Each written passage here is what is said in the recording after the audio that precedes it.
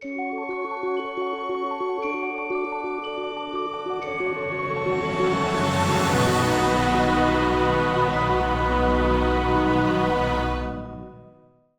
back to Married to Multifamily. We've got a kind of a special series we're going to do here. It's a little different than what you've heard from us in the past, but again, my name is Jeff Fenner. I'm here with my beautiful wife, Jackie Fenner.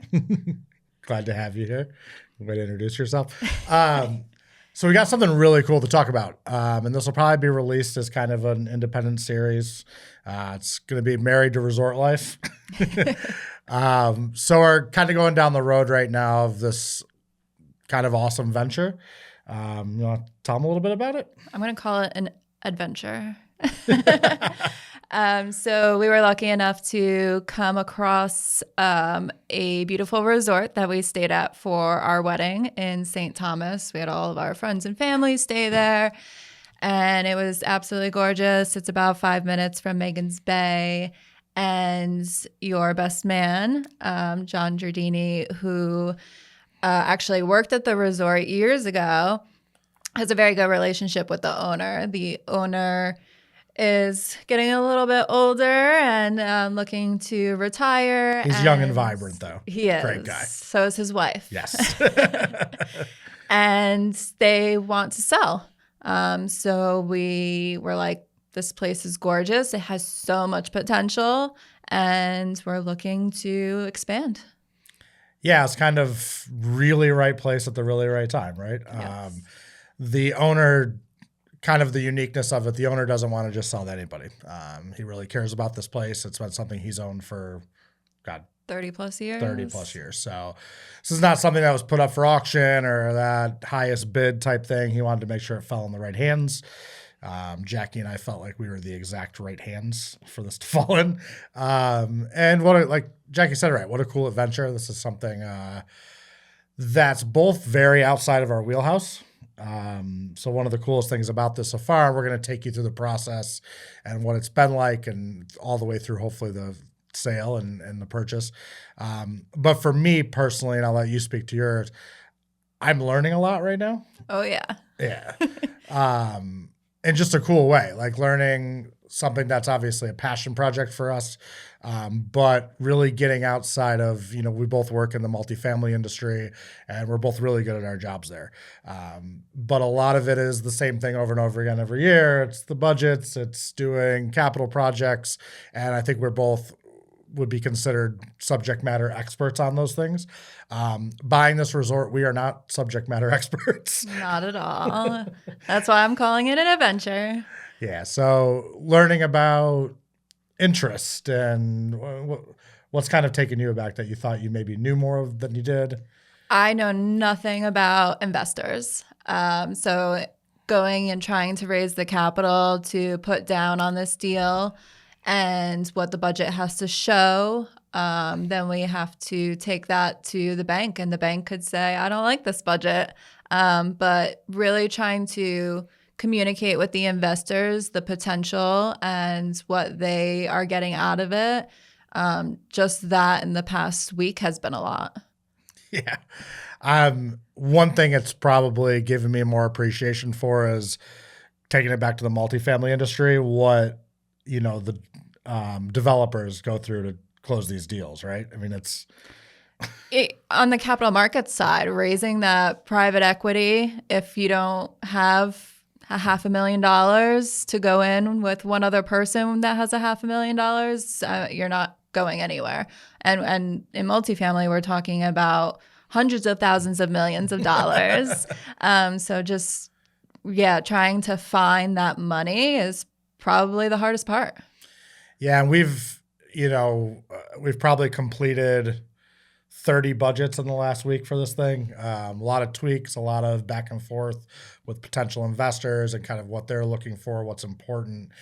And it's a really fine line to want to show it as profitable as possible, as quickly as possible. But also, when you're going in with investors, you have a fiduciary duty to them, right? To make sure your numbers are achievable, and even that you can surpass them. So it's been kind of a really fine line of walking of, hey, in the best case scenario, we can do X, Y, and Z, but what's really realistic? What can we put on paper that's going to happen and make sure that we're doing the right thing by our investors? I think it's been like a really interesting line to walk. Yes. Just yes. You've been kind of heading up the presentation part of it. And right now we have investors that are heading out to other countries to talk to other people. What have you learned through kind of putting that information out? Yeah, so originally the presentation was more information about the current state of the property, what it's currently bringing in, what the plans are that have been pre-approved, but then having to take that to the next step as far as, okay, now year 1, year 2, what are we looking at, 5 years? Not only that, they're interested in us. They want to sell us as the brand, which is actually the reason that we felt like we were the perfect people for this purchase, coming from a very family-owned resort and keeping that feel while still expanding. But these investors want to know my experience, your experience, and put pictures of us. Yeah. Know that we are invested, that we're willing to put things on the line for it. They wanted to know that we have a podcast, right? Which is super interesting. So those little details that I'm now adding in actually matter to investors. And you've learned a lot about timeshare. So for those of you listening that don't know, I have a background in timeshare and travel club. John Giardini, who's our partner in this, as Jackie had mentioned, I worked with him starting somewhere around 2003. So I've known him over 20 long years. He was the best man in our wedding, but he brought me kind of along in the timeshare travel club industry. So this is kind of a full circle moment for me. It's what I did in my 20s. I actually lived in every state on the East Coast selling it. I lived in Puerto Rico. I lived in St. Thomas with John and sold timeshare there. So it's kind of a really cool moment for me to kind of makes me feel young again, going back to doing this. Scary. But if you don't know timeshare, basically people will purchase either points or a deed to a certain week at a resort. They can then either take the vacation to that week at the resort that they own, or they can belong to something called Interval International or RCI and use those weeks to exchange and travel to other places. So if you own a place in St. Thomas and you want to take your kids to Disney, you can basically pay a small exchange fee and take one of the timeshare resorts in Disney and take your kids there. Or if you want to go to Barcelona or Massanutten, Virginia. And one of the really cool things for me is this is a part of my life that I don't think Jackie, we didn't know each other when I worked in this, and kind of going through this with you and showing it to you is pretty cool. It's a very interesting industry. It's challenging. To be very frank, it has a bad reputation to a lot of people. And I think one of our challenges, and we've done a really good job at this so far, I think, is kind of teaching our investors about it, right? Correct. I know I would never buy a timeshare. I told you that. And you were like, I would buy a timeshare in a second.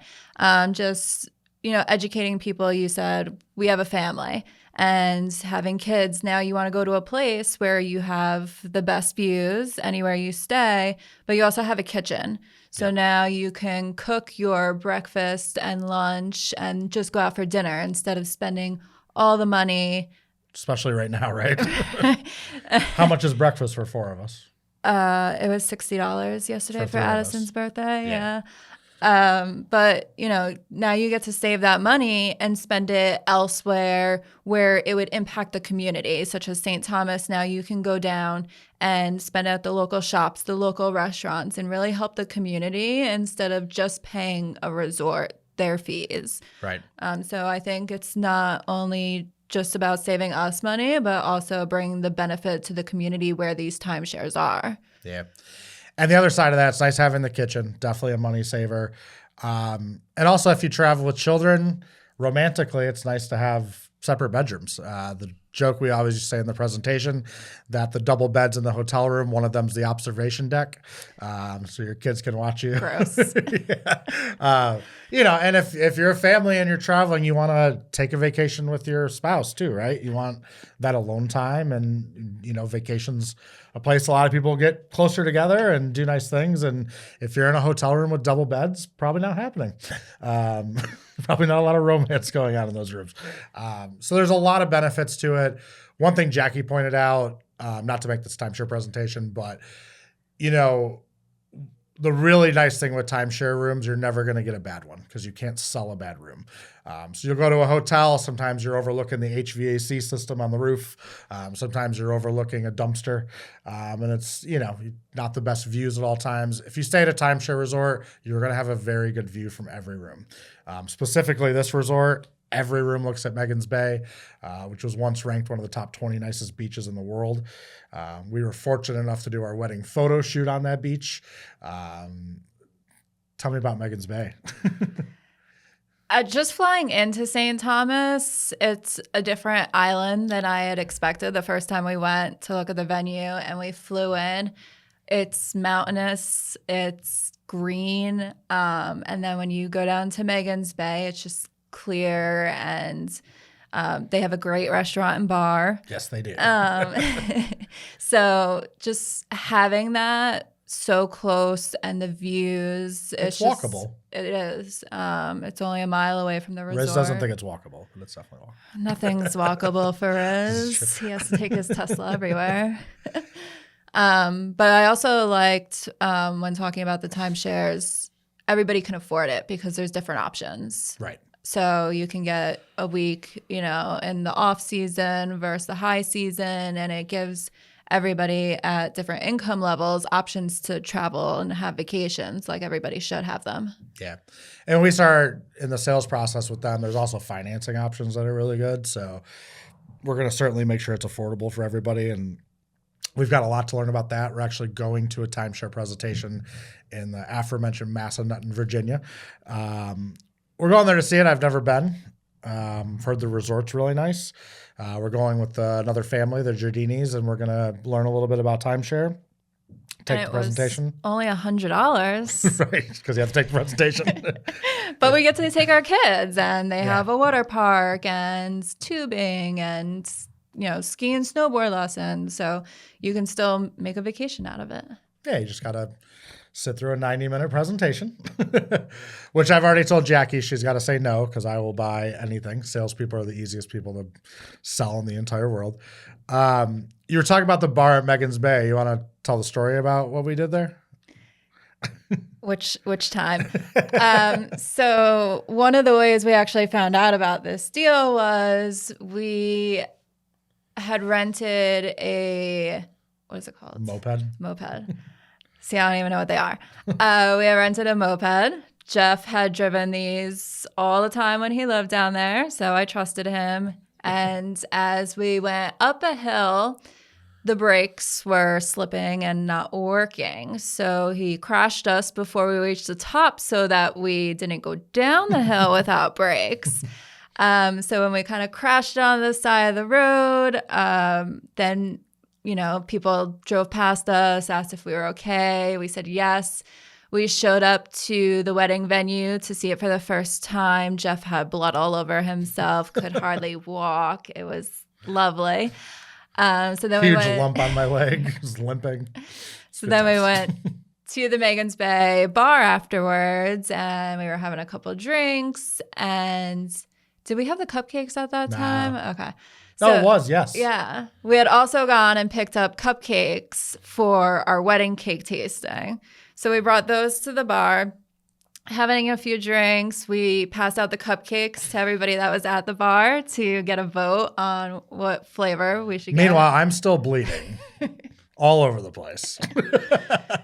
And then we're listening to this kid next to us talk about how his mom, worked at a resort and he thought it was going for sale and there was this opportunity. So Jeff got on the phone with John and was like, is this true? This is what I'm hearing from this guy next to me. And that's how we kind of first came across it and started asking questions. And we kind of joked. We thought, wow, that's a price less than we thought it was going to be. Yes. We were very surprised. And, there's really something to be said. And I'm not always the biggest believer in this, but putting energy out there of something you want to do is huge. Like we talked about it. We like romanticized about it, flying back from there. We got married there. We had our whole family stay at the same resort. And we kind of just kept talking into existence. We kept saying, let's do this. Let's do this. I don't think either one of us thought it would get as serious as it's gotten so far. And it happened very quickly. But we're really excited to go down this process. Obviously, really hoping this works out in the end and everything is great. But on the other side of it, like, it's interesting. I'm interested. And sometimes that's really hard for me. And I'm learning, which I like. And I think it's just, regardless how this comes out, this is a really great experience so far. Yeah, the learning process and appreciating other pieces of what we currently do. Now we appreciate the time and energy that it goes into making those deals happen. But you know what I say, everything happens for a reason. Right. We're excited to bring you all along with us on this journey. We'll probably record a bunch of these as we go through and then release them at one time. But this will kind of be in addition to our normal Married with Multifamily. We'll have a new episode coming out soon with Ray Venturino. He works in the fire industry. He had a lot of great stuff to kind of talk about and tell us about in that industry, and ties in a lot with the challenges we have on our sites. So this is awesome. Jackie, thank you. Thank you. Can't wait. Bye.